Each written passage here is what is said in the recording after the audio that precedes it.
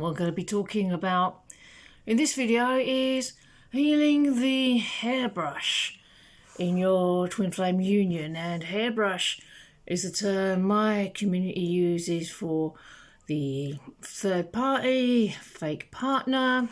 Some people call it the karmic partner. I mean, call it what you like. If this is your situation, then the third party does not belong in your union. Sure, the third party is a divine child of the universe as well, but they don't belong in your union, and you don't have to like them either. But you do want to be in a state of peace about it. So why does one manifest a third party? Well, various factors, various reasons. For example, if you seek love outside of yourself, your twin flame will seek love outside of the union. If that resonates, you want to bring it all in. Remember that all the love you could ever wish for is already in you. Tap into the source of love within. Which brings us to the next point. If you see your twin flame as the source of your happiness, they will get away from you to get you to realign to the divine, which will always be the source of everything. Even in union and even harmonious union, your twin flame will never be the source of your love. They will never be the person that you go to get love.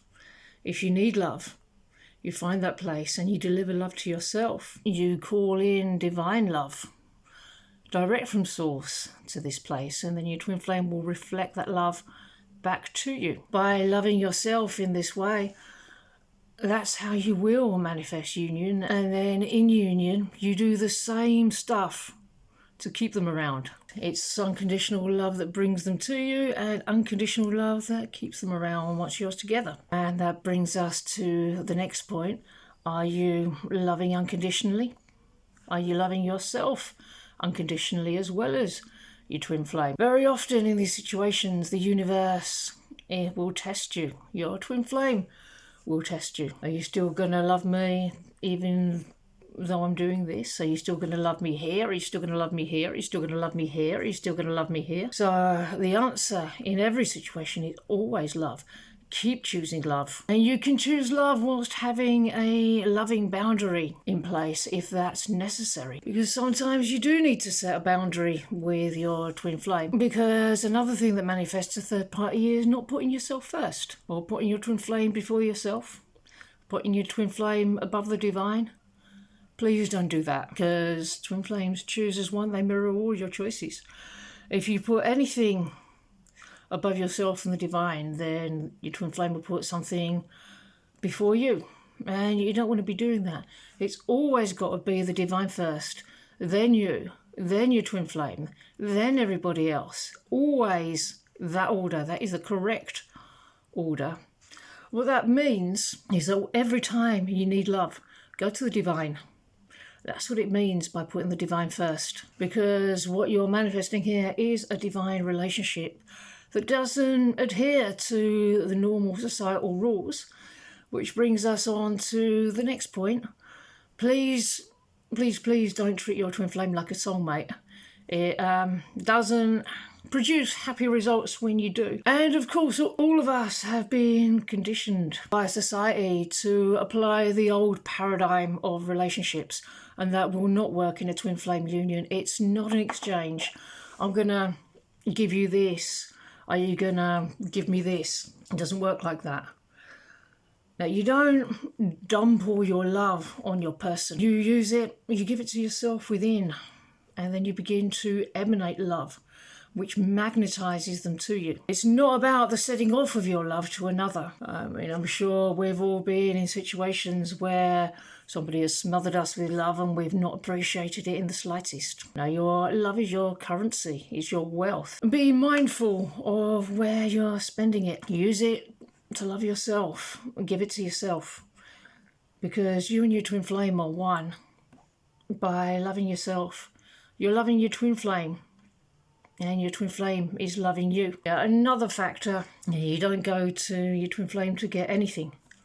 If you try and get something from them, I know this is pretty similar to the previous points, anything that you think that you need from your twin flame, they will mirror the opposite, because they're showing you where you need to love yourself. using the mirror exercise. If you're upset that your twin flame hasn't been choosing you, how do you apply the mirror exercise to that? Step 1, I'm upset with myself because my twin flame isn't choosing me. Step 2, I'm upset with myself because I'm not choosing myself. You ask that part of yourself in consciousness what it needs to feel loved right now, and then you deliver exactly the type of love that this place is asking for. Step 4. Yeah, you can spend as long as you like on step 4. You can spend as much time as you like on the self-love. That's the most important part of the mirror exercise. It's what brings results. It's very important to complete the exercise.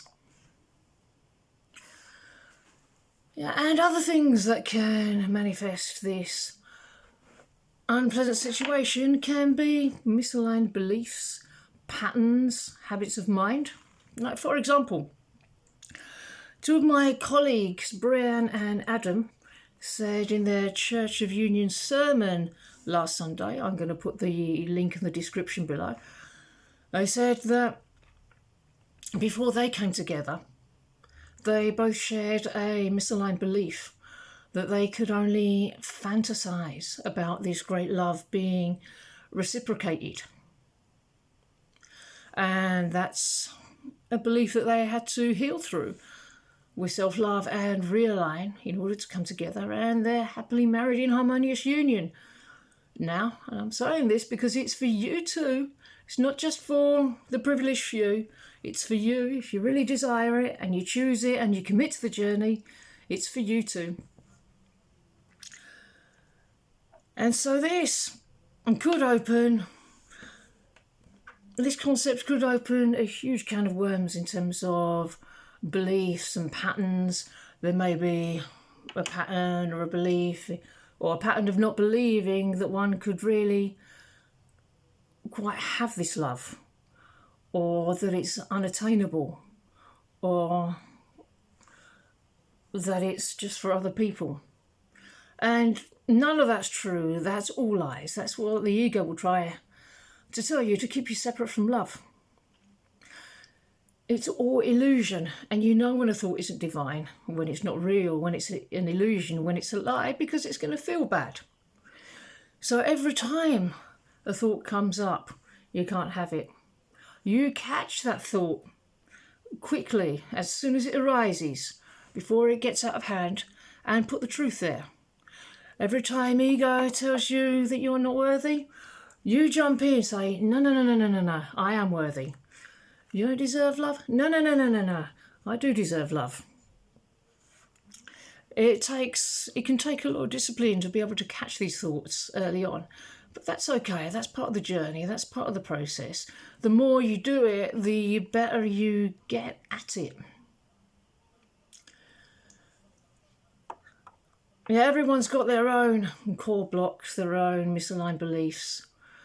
You probably already know what yours are because they've been around the whole time. But every pattern can be healed through by putting love there. Remember, the healing happens in layers. It happens layer by layer, piece by piece, step by step. And each time you apply the mirror exercise and love yourself, you heal one layer of that pattern. And then it comes up again. And it can come up again and again and again.